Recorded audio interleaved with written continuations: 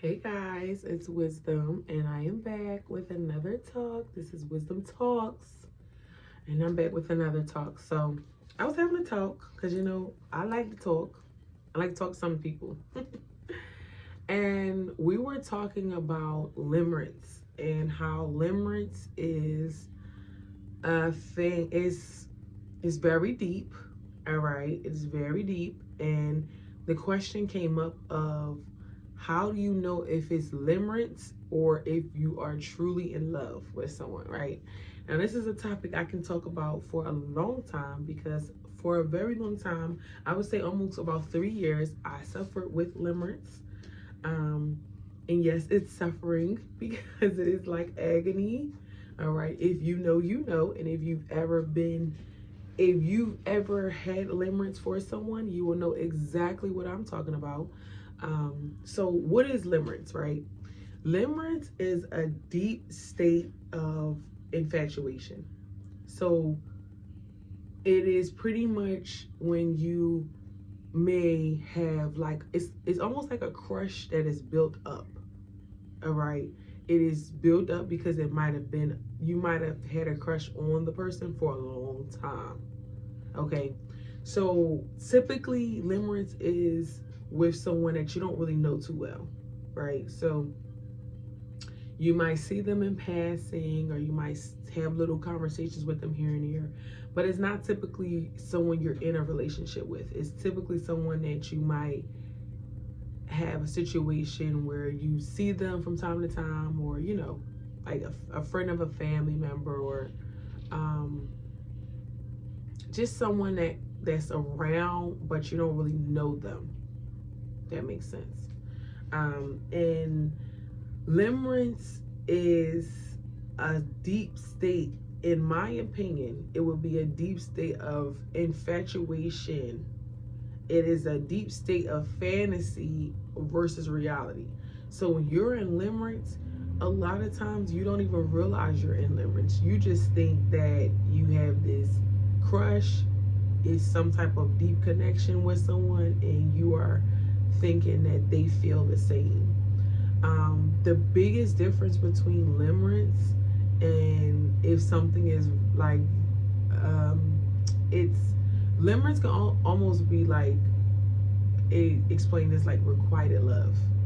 Is when it's a one-sided thing. So if you're talking to someone and they like you too and they're into you too, then that's not necessarily limerence. All right. When you're talking to someone and they have no clue how deep you feel about them, right? That is limerence. Okay. So you might daydream about them, you might make things up about them, you might have little stories in your head about them, or you might envision y'all being together and stuff like that. And it's not necessarily nothing wrong with that, but you'll notice a lot of times people who fall into limerence are people who have like deep emotional traumas. So they might have anxious attachments, or they might just have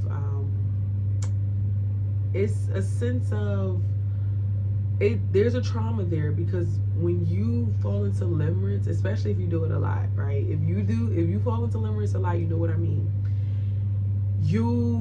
It's almost as if you feel more comfortable being in the fantasy of things than being in the reality of things. And that's the dangerous part of limerence, because it's like you cannot see anything for what it is. You can only see it for what you want to see it for. So you have to realize that that's what can make limerence very dangerous. When something is real and it's love and it's for you, it's not going to be off in the distance and mysterious and mystique, right? Limerence is when you'll get a little bit of breadcrumb, but it'll keep it's pretty much a delusion. It's a delusion. You are delusional over someone, and you're thinking that they're delusional over you too. You're thinking that y'all are on the same wavelength, and y'all not. You there by yourself.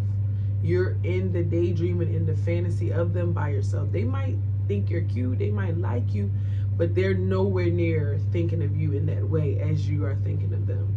So you always have to look at what a person is showing you in reality. All right, you can never be in a fantasy with anyone ever, because when you are in the fantasy of things and you're not the type of person to, and this is why loving your life is a big part of not falling into limerence. When you truly love your life, you won't fall into limerence, because when you love your life, you're not looking for a way out. When you are in limerence, a lot of times, like when I did fall into limerence, it was because I was severely suffering with depression. So I was looking for something to escape from, and the thought of the guy and the thought of us being together, it kind of soothed me. I kind of went into my own little world where I was making up, like making my own visions into stories and stuff to kind of make me happy. And I genuinely did like the guy, so that was why, I was kind of doing it. But when I look back at it, I realized that the limerence had gotten so deep because it was for so long that I had been building it and building it and building it, that I started to grow this almost, I don't want to say love, because I don't really think you can love somebody without knowing them, but I guess I was growing a sense of, I guess you could say, an obsession. You just say it, well, what it is. It was an obsession. It was just a blatant obsession with someone that, I'm sure he liked me, but he wasn't there where I was at. He wasn't feeling how I was feeling about him. So, and what I would do is I would take little things he would do. I would take the little scraps and I would like blow it up and make it a big thing and be like, oh, he means this, he means that, and I know he wants to be with me. It's funny now because I'm out of it, but it's very serious. And sometimes people stay in limerence for years, long time. I researched it, and it says some people can stay in limerence for up to 10 years and have no clue. So that's the scary part about it, is that it can last for a long time. All right, a lot of times limerence is at least about 6 months. So it's a lot of delusion, a lot of fantasy, a lot of you telling yourself what things are, never really knowing for sure. You never really knowing how this person feels about you. Yeah, that's how it is. That's what and how it starts. Okay. When something is for real, when something is for you and it's love, you won't question that. All right, you won't be confused on that. Okay, so limerence is dangerous because it can turn into an obsession. It can turn into I need to have this thing, because now it's not even really about the person. Now it's about, oh, I need to prove to myself that I can get this person to feel how I feel about them so that they can feel that way about me. And it all just stems from a lack of peace within yourself. Only people who fall into limerence with other people is normally people who are suffering from emotional traumas that need to be healed. The trauma of not being good enough, the trauma of feeling like, something is missing. All right, when you feel that part of yourself, and this is another thing that I recently just discovered, I believe that the guy that I fell into limerence with, the sole reason why I did was because he had a quality in him that I desperately was lacking. So this is my own personal observation. Sometimes you might fall into a deep state of, I really like this person, right? Or I really want this person. And a lot of times it's not always the person. Sometimes it's a quality in them that you are lacking. And that's why you really like the person. So, for example, this person was the type of person that he is very, not self-centered, but he's very intentional. He's very intentional, and he's a type of person where he's very present. So anytime I would like hang out with him, um, he would always be very present. I would feel his energy, and I would, because I'm naturally the type, I'm a thinker, so I'm always in my head. But anytime I would get with him, my head would be clear. Like I wouldn't think of nothing. I would just be right where I was at, right in that moment. And that energy was addictive to me. I was like, I need to feel like this all the time. And so I fell into limerence with him because I was wanting to feel like that all the time. And I thought it was him needing to make me feel like that. I thought it was him. I thought, oh, well, when I get with him, I'm clear-minded. But no, it was, then granted, yeah, that could be part of it too. But what I'm saying is that it's not necessarily that. It's more so the fact that I am lacking that sense of presence in my own life. So for another example, right? Say if you're a type of person where you're very passive, you're very docile, you don't really speak up on things, right? You might tend to fall in, like you might tend to grow limerence or grow into someone from a distance that is the opposite. So someone who has the opposite qualities in them, someone who's very upfront, very direct, very say what it is when it is, go and get it off their chest. You might be the opposite.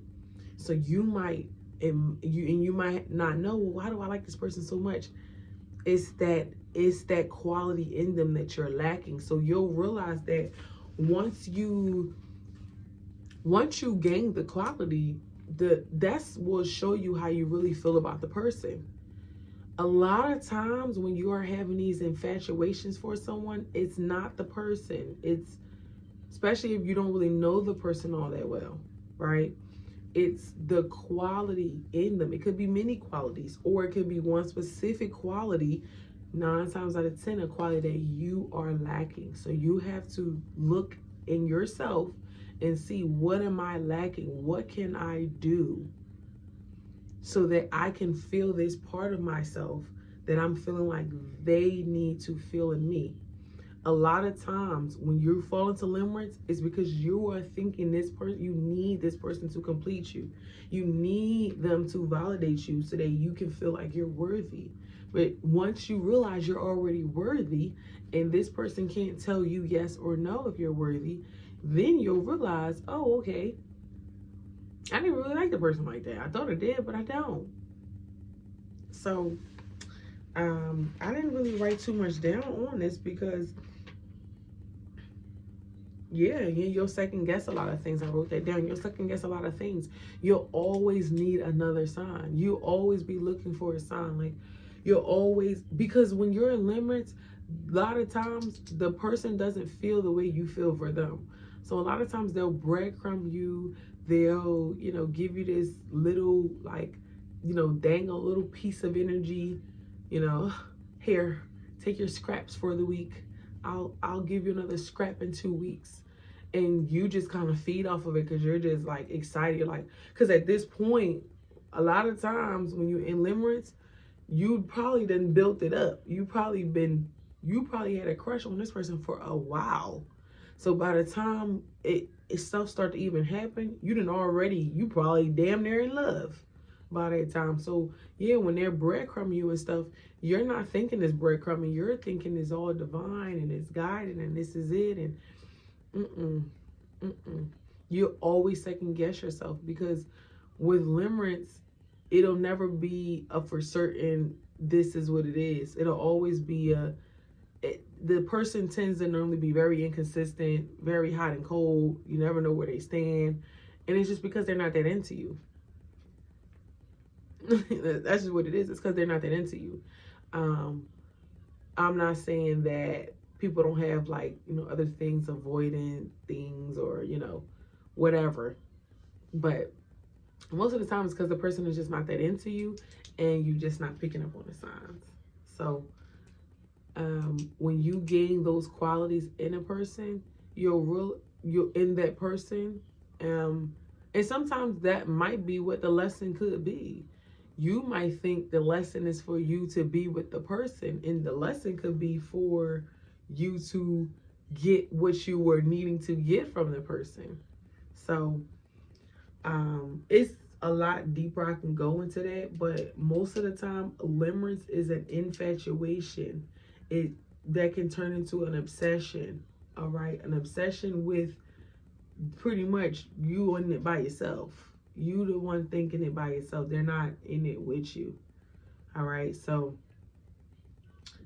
you need to know that love, it ain't when something is real and is love, nobody got to explain that to you. So you'll know if it's limerence or if it's love. You'll know if it's real or if it's not. All right. Don't fall for the okie doke. Don't heal yourself.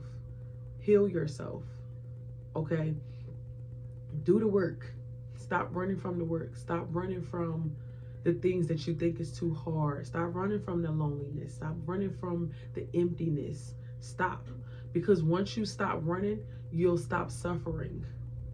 All right. You might not stop suffering immediately. You might go through you're going to go through something when you going through the fire. But when you come up out of it, in the long run, you won't be suffering no more. See, what you're doing right now in this vicious cycle, right? What you're doing right now is you're prolonging a long suffering.